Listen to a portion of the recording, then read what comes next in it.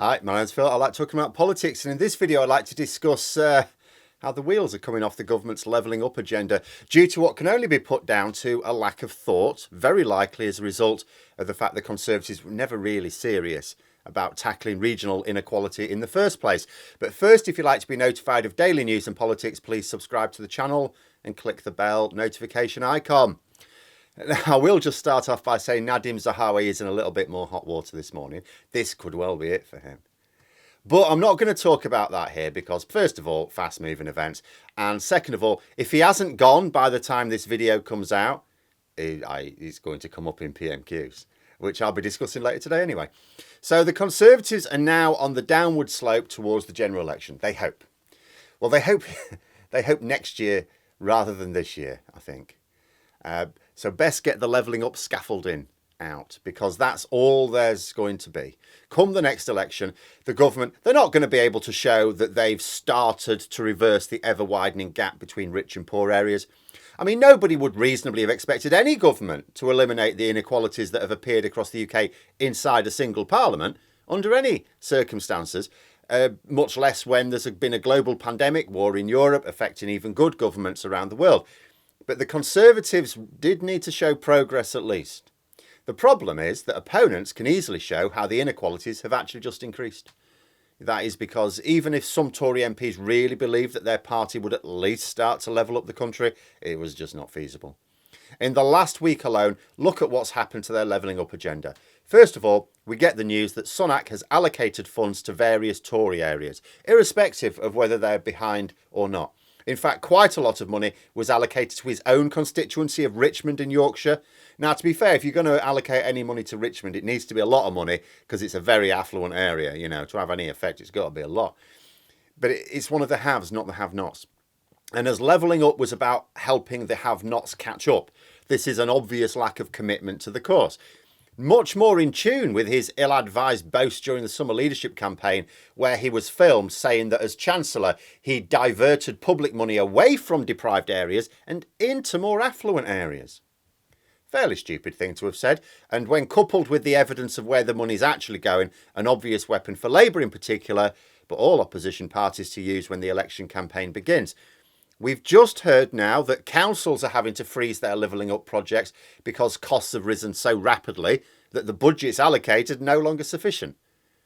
You know, finally, the UK Infrastructure Bank has come in for criticism for being, well, basically bog useless.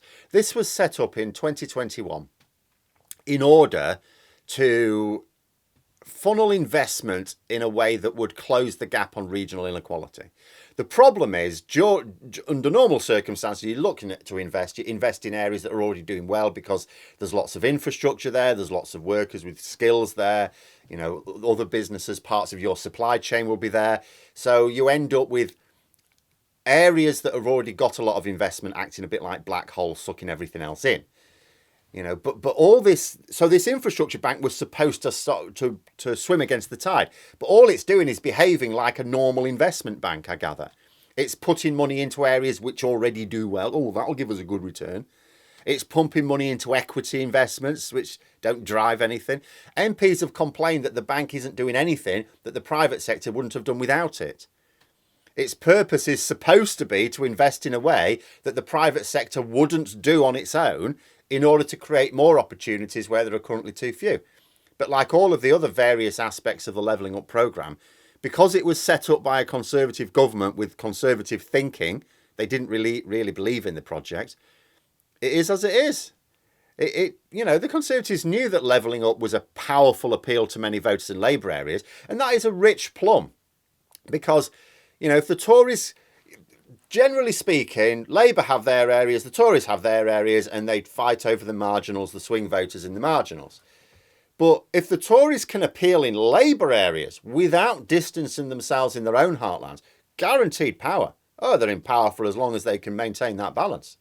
Even now, you know, the polls show that Labour are likely to win the next election, but swing voters, they're not really fired up by Labour. Oh yeah, I can't wait to vote for Labour.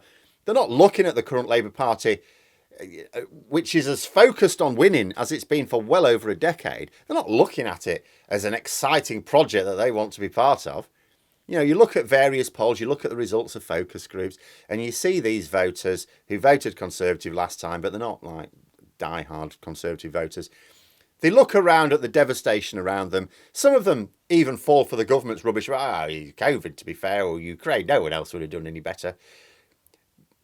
To be fair to them, they don't see that other countries aren't lying in ruins. They've had the same problems with COVID and the war in Ukraine. They're not devastated. But nobody's telling them about that, to be honest. But they're nonetheless looking at the mess the country's in, and they're just going, look, you know, the Conservatives clearly run out of ideas, and they're just hoping that Labour can make it a bit less shit. Not that Labour seem to mind this, because with the state the economy is going to be in when they take over, they don't really want to build up expectations too high. Just high enough to get elected, not too high that they fail to deliver. I mean, look what happens when the Tories do it. We're going to level up the country. Going to build back better. Oh, look, things have got worse. The gap between rich and poor's widened. The gap between affluent and deprived regions has widened as well. Bollocks. And going back to councils having to halt levelling up projects.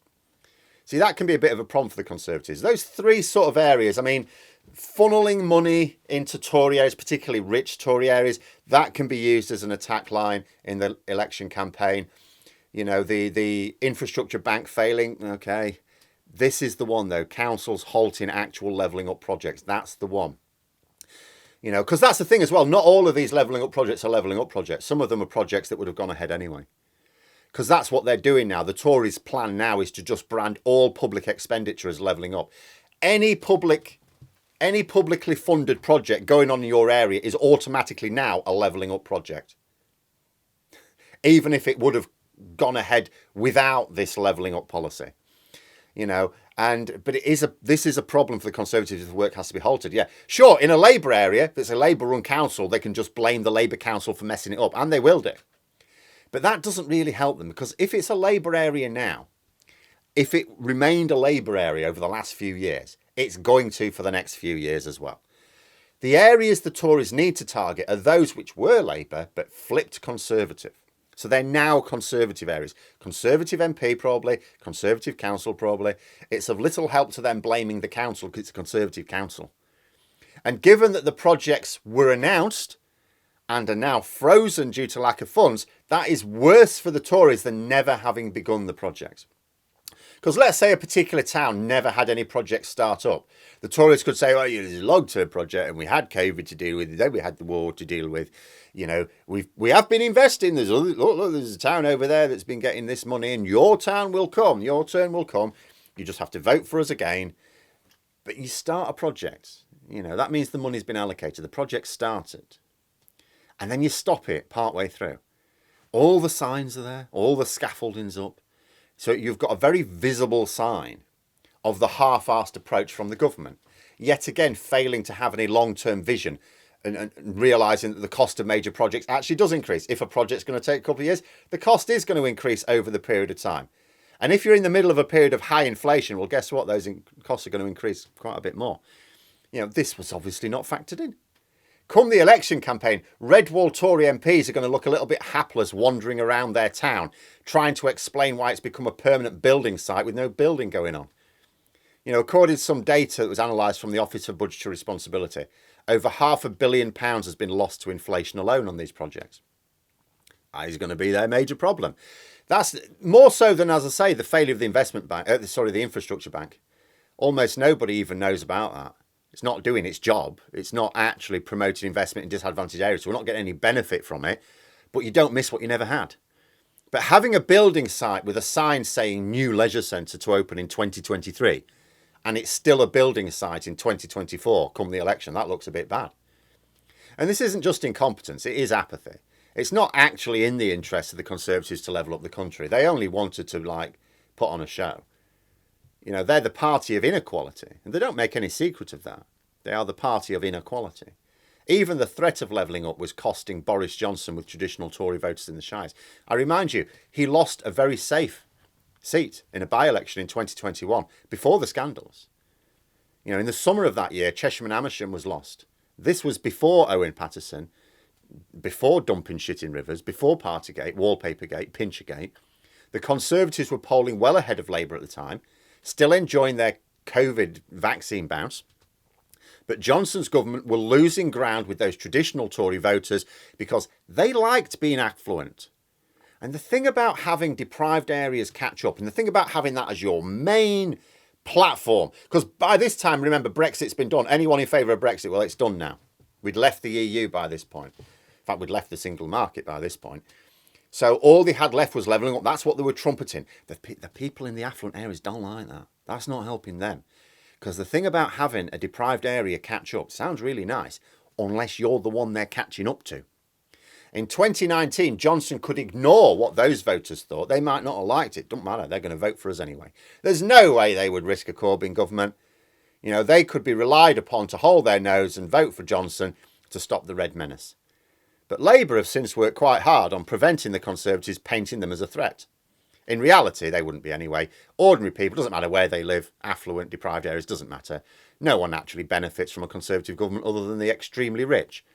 You know, you pay more taxes. Still, if not the more obvious kind in terms of income tax, your stealth taxes, your extra taxes, your hidden taxes. Inflation's higher. Cost of just the, you know, when inflation's higher, the cost of things go high, which just means you automatically pay more VAT apart from anything else. Public services are more expensive. But perception's everything in politics, and the perception now in the blue wall is that Starmer's Labour may not be their cup of tea, but he's not really a fear factor for them.